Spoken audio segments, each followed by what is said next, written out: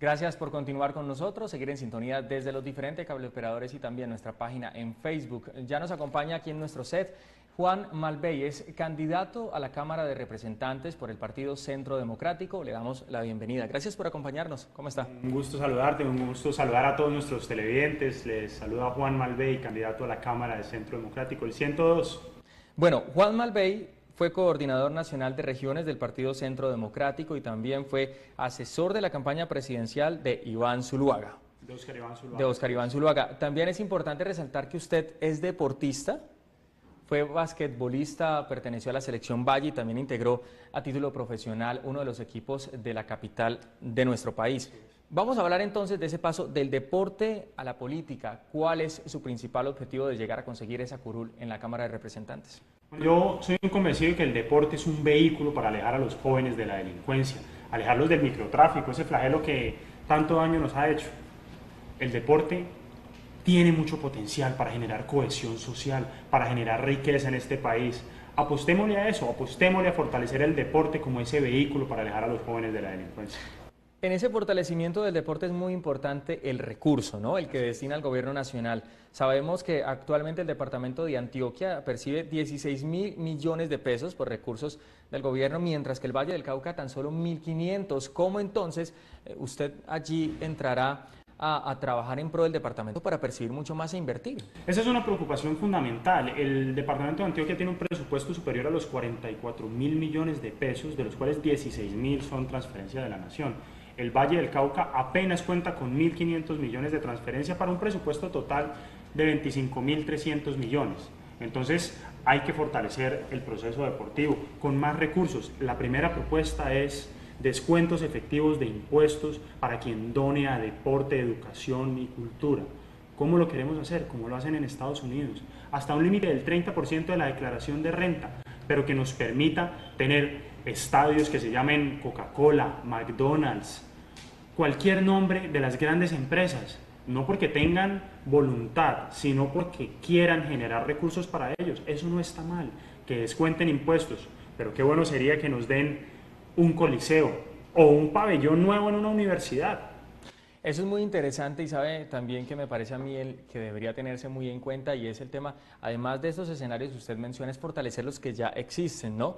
Le expongo el tema de Tuluá. Tenemos una pesista olímpica, Lady Solís, y el lugar donde ellos practican esta halterofilia, pues básicamente se está cayendo a pedazos. También ese es un tema a fortalecer. Claro, entonces tenemos que aprovechar y vincular a la empresa privada que nos dé recursos y a través de esos recursos ellos descuentan impuestos, pero nosotros fortalecemos tanto el deporte como la educación. En la educación podemos hacer lo mismo.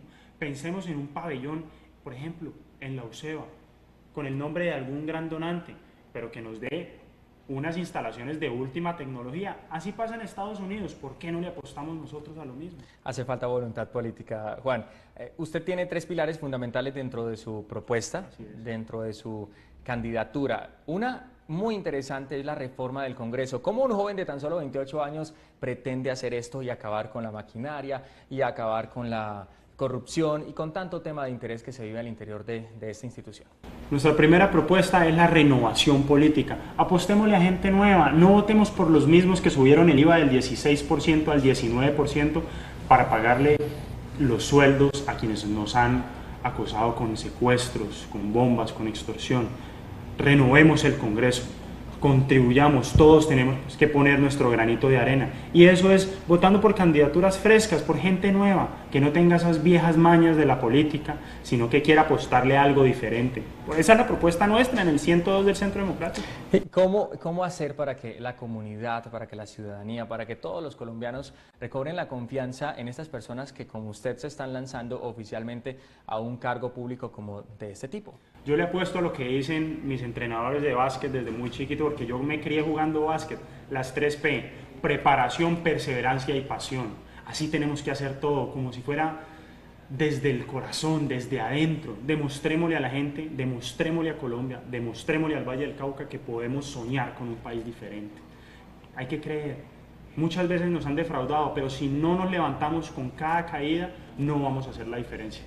Bueno, la seguridad también entra en este espacio de sus propuestas, de sus pilares. Este es un aspecto que siempre ha sido preponderante en todas las candidaturas y es muy importante fortalecerlo. ¿Y cómo hacerlo en un espacio o en este tiempo ahora que estamos viviendo lo que es el posconflicto?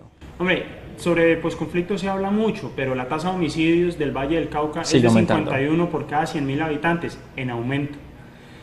Del posconflicto se habla mucho, pero pasamos de 146.000 hectáreas de coca en el año 2002 a 60.000 en el año 2010 con mucho esfuerzo. Y hoy, con el proceso de paz, estamos en 200.000 hectáreas de coca.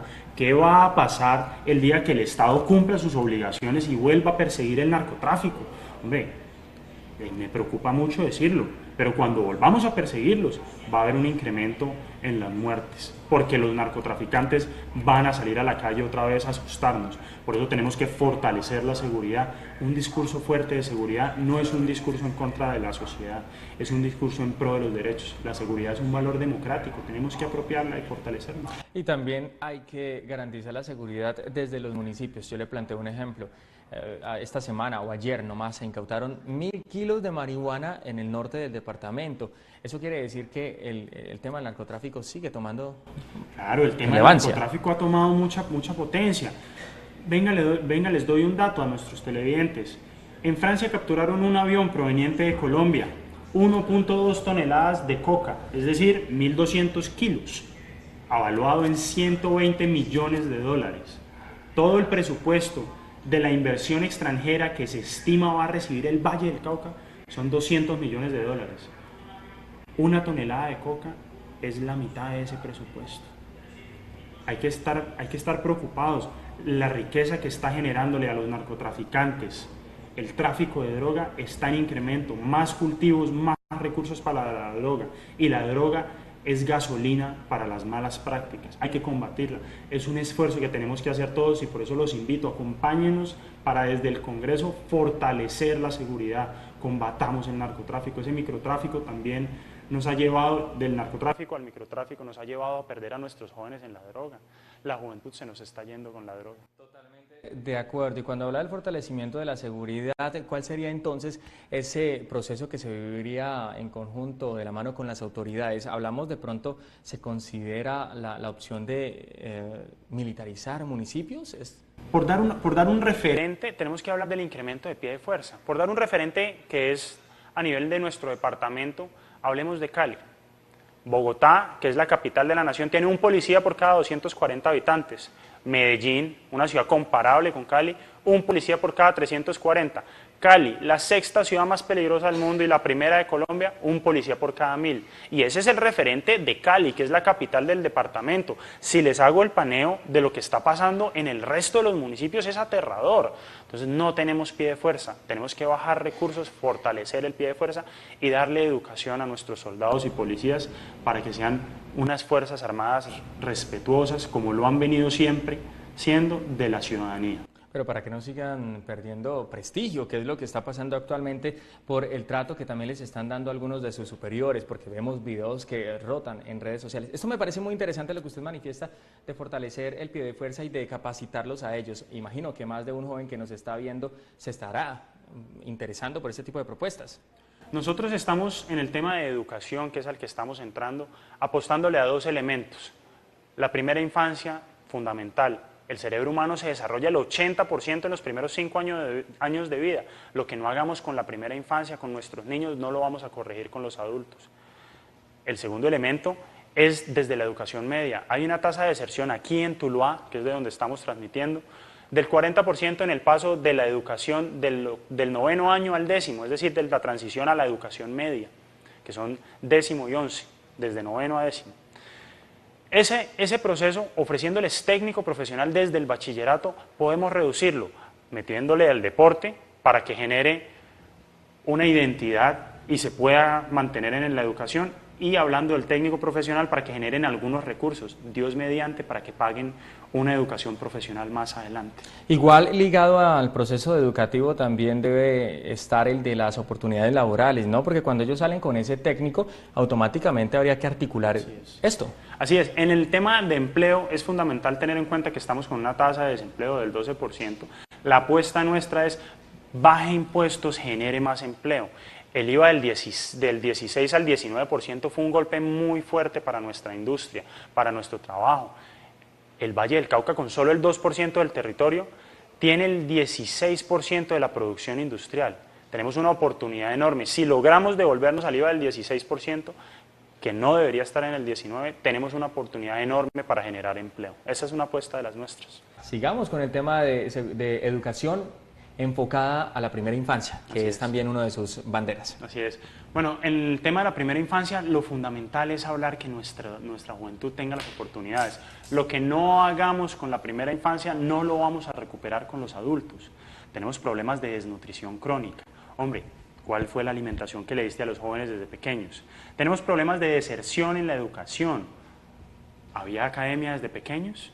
James Heckman, Nobel de Economía, dice que la tasa de retorno a la inversión más fuerte que tiene una nación es la inversión en primera infancia. Por eso se ganó el Nobel. Hay que apostarle a invertir en nuestros niños. Lo que no hagamos con nuestros niños no lo vamos a recuperar con los adultos. Cuando hablamos de inversión en el sistema educativo, ¿también se plantea una reforma para que se brinde educación de calidad? Sí, tenemos que apostarle a involucrar a la empresa privada. En las universidades estadounidenses, que son un gran ejemplo, tienen una opción fundamental y es descuento de impuestos para quien done a educación. Pensemos en un pabellón de la UCEBA, por ejemplo, construido por un donante, una persona empresaria que quiera generar recursos, que quiera reducir sus impuestos, done a la UCEBA, que construya un edificio nuevo para alguna de las carreras, nueva tecnología, todo de punta, y que por esa donación reduzca sus impuestos hasta el 30% de su declaración de renta. Magnífico. ¿Que gana la persona? Sí, gana el empresario, pero nos evitamos la burocracia. No va ese dinero al Estado para que se lo den y se lo gasten en burócratas que no están haciendo nada en la nación, sino que se lo gastan en estudiantes. Pensemos en lo mismo en deporte. Y es que la inversión en deporte se multiplica por 2. Por cada nuevo atleta hay un delincuente menos.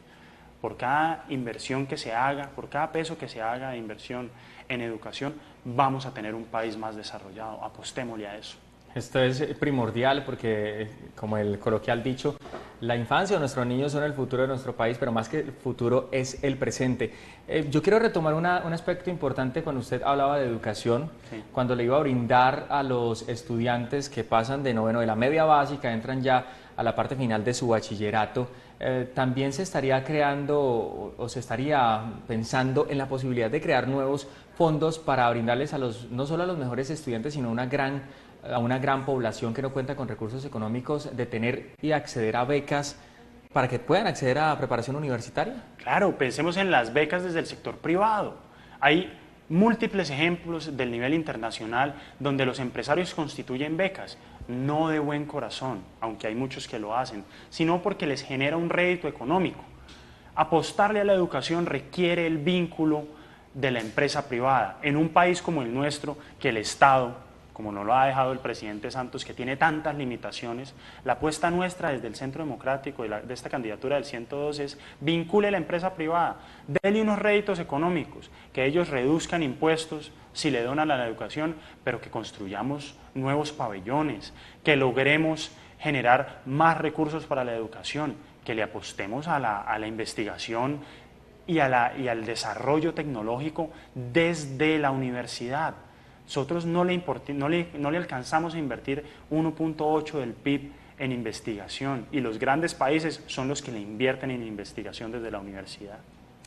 También sería muy importante brindar más espacios dentro de las universidades públicas, ¿no? Esas instituciones que no solo se han convertido en lugar para los mejores estudiantes, sino también para algunos que de alguna u otra manera cuentan como con ese plus adicional para poder ingresar. Eso también sería muy importante y tener en cuenta que no solo las personas de estratos bajos tienen alto nivel académico y tienen derecho también a acceder a ese tipo de becas. Hay que buscar un espacio equitativo y tenemos que apostarle a diferentes elementos. En los países que son competitivos en el aspecto del deporte, todos sus deportistas están becados. Aquí tenemos una opción magnífica en el Valle del Cauca con la Escuela Nacional del Deporte. Hay que aprovecharla. En la escuela tenemos la posibilidad de generar becas para los atletas y que se fortalezca el tema de atleta estudiante. Pero ese es por dar un ejemplo. Antes, en los tiempos varios años atrás, se daban becas en la universidad como la San Buenaventura, Sí. se daban becas para atletas en universidades como la Javeriana. Eso se ha perdido. ¿Por qué se ha perdido? Porque el deporte dejó de ser un punto fundamental. Hay que retomarlo. Mente sana, cuerpo sano. Es una tradición que tiene que fortalecerse y a eso le estamos apostando.